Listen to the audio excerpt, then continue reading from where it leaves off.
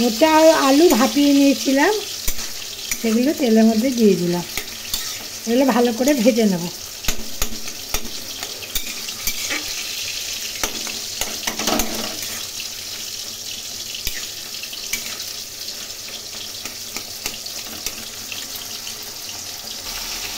এর মধ্যে লবণ দিলাম,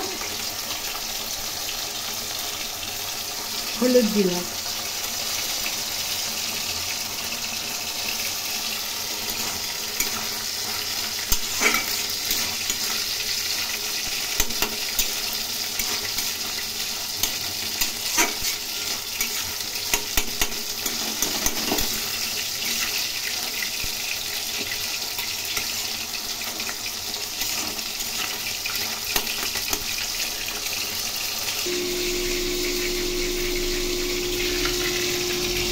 এর মধ্যে আদা লঙ্কা গ্রেট করে দিয়ে দিলাম।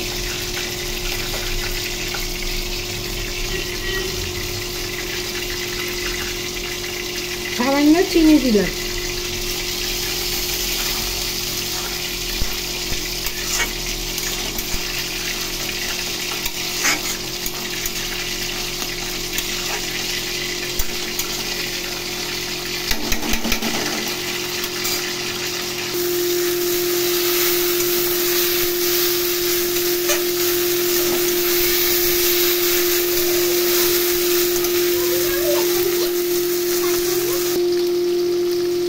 মোচার তরকারি রান্না আমার হয়ে গেছে। এর মধ্যে একটু গরম মশলা দিলাম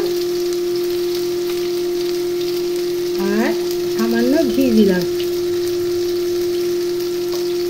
এখন নাড়াচাড়া করে নামিয়ে নেব।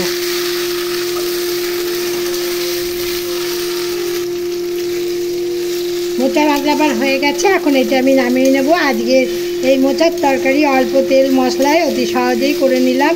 আপনারা এইভাবে করে দেখবেন, খেতে ভালোই লাগবে। গরম গরম ভাতের সাথে এই মোচার ঘন্ট খেতে ভালো লাগে। এখানে আমি আজকে মশলা খুবই কম ব্যবহার করেছি, মূলত আদা এবং রেড করা লঙ্কা দিয়েই আজকে আমি রান্নাটা করেছি। এখন গ্যাসের ফ্লেম বন্ধ করে নেব। আজকের এই রেসিপি দেখার জন্য আপনাদের সবাইকে অনেক অনেক ধন্যবাদ। ভালো থাকবেন, সুস্থ থাকবেন, নমস্কার।